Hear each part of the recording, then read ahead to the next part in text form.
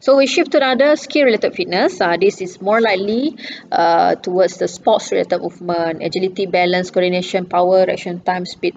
Sometimes quickness and reaction time is they have similar meaning. Okay, we can see how does it difference between each other, the reaction time and quickness. Okay, go one by one. Agility is the ability to rapidly change the position and direction of the body or body parts.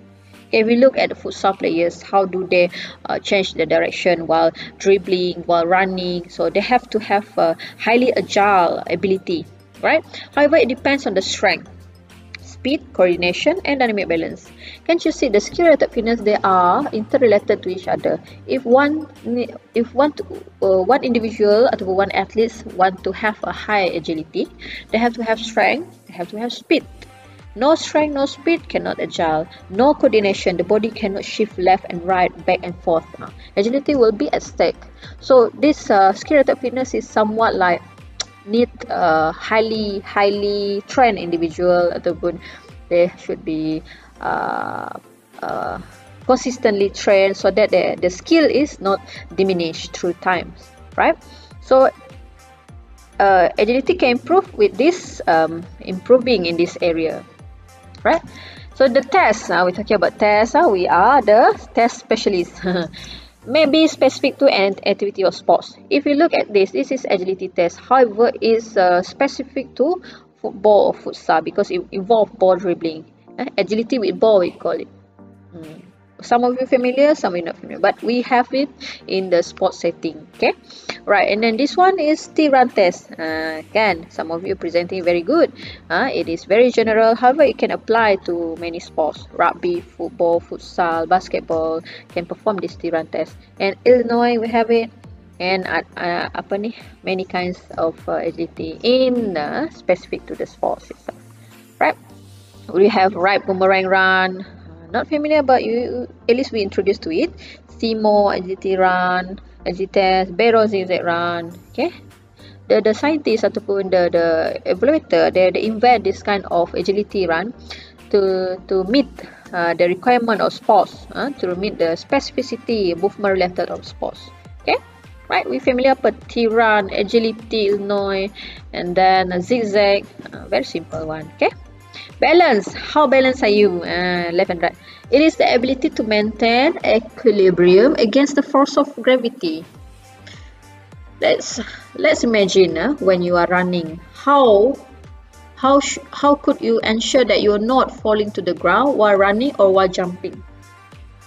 How do we do that? To have a high balance, right? So balance is contribute to few factors here. 3 factors. Okay, in the inner ear we have that fluid to control the balance. The second one, kinesthetic sense of the muscle and joint. We can sense, oh, I have to move here, I have to go back, right? So and visual perception, how we predict ataupun how we assume the distance. We can calculate, estimate the distance so that we will not fall to the ground ataupun will not bergolek atau will not langgar orang lain. Macam tu. That's balance. Okay, interesting. Okay, the types of balance. Static. How do you ability to maintain equilibrium while stationary, standing, no movement. Another one will be dynamic balance. This is related to sports movement. Ability to maintain equilibrium while in motion, while moving or to move the body or body parts. For example, dancing, can walking, driving a golf ball. You drive a golf ball and bowling. Okay, how do you do that? As we grow older from our toddlers years, kan, we are improving our balance.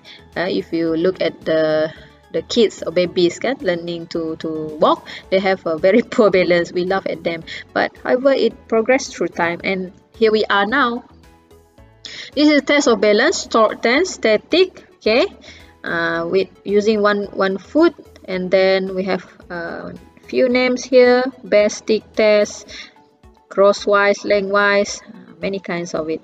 Okay, balance beam walk. This one is gymnast doing it. Balance beam, walking on the one tiny space, not space, the width of beam and then they walk.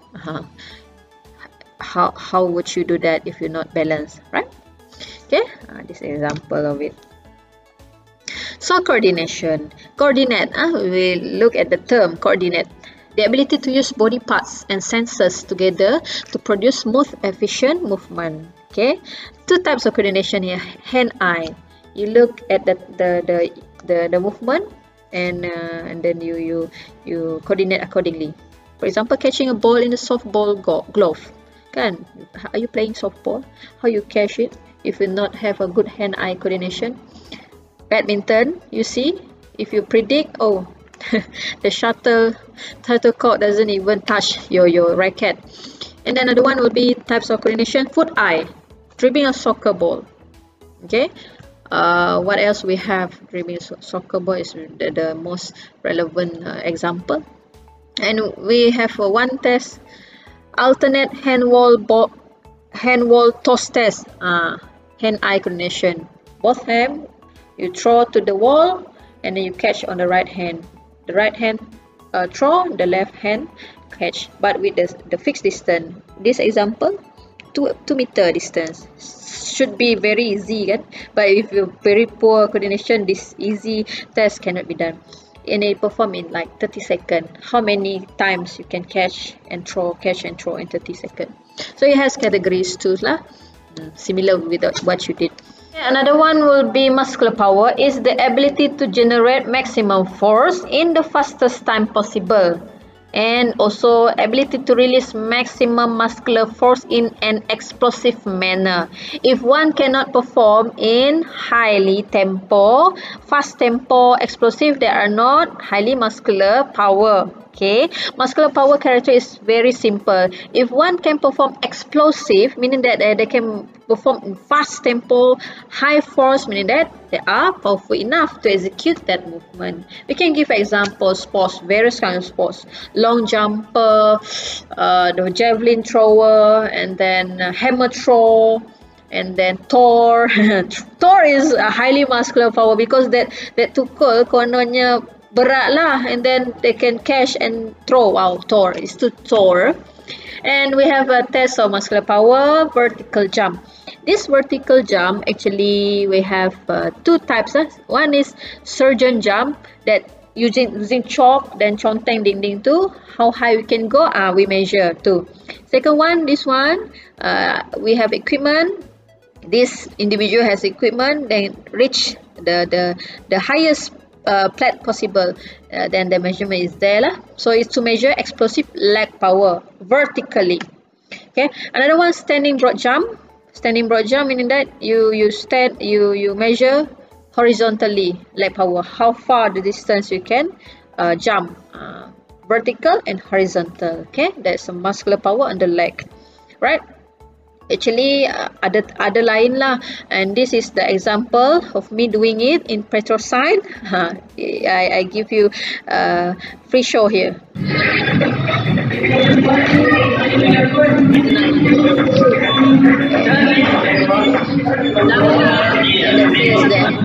Right?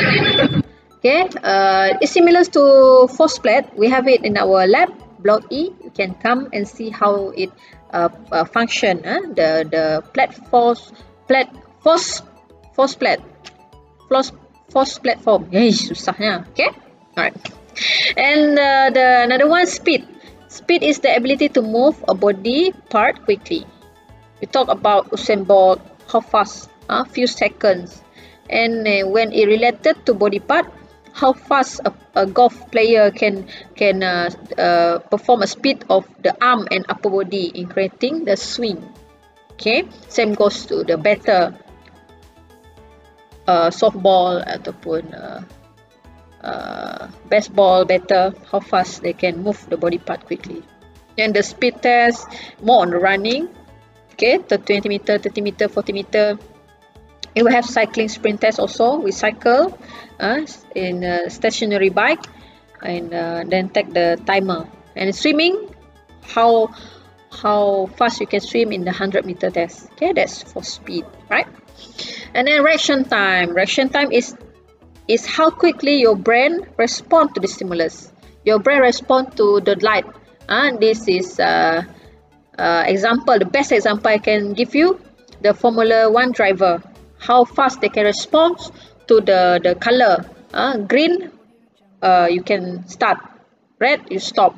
How fast, if you miss out split second, then you lose. The same goes to the sound when a sprinter want to perform, execute, or release, right? The sound of a air pistol, pop.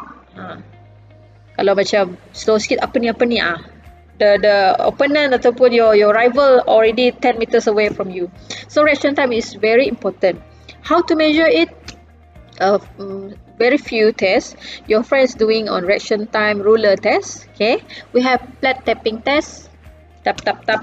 Okay, right, and light board test, reaction light board test, the color, then we react to the color, right? So I give you example of this tapping test.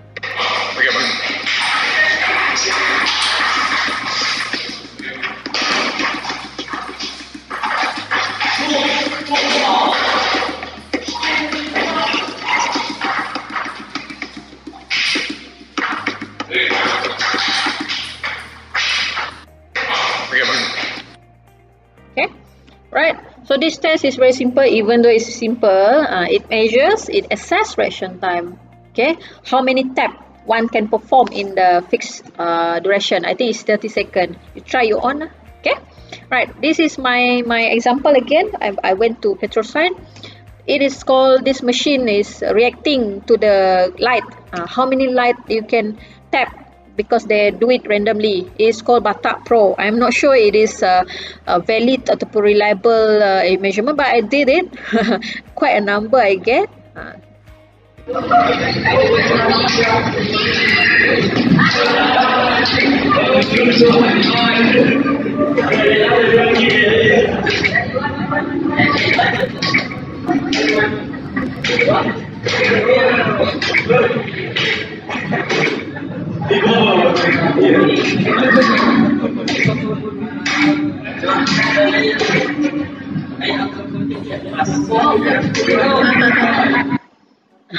Macam huru-hara kan towards the end, but it is to measure, to assess the reaction time. How do I react to the color ataupun to the light that appear?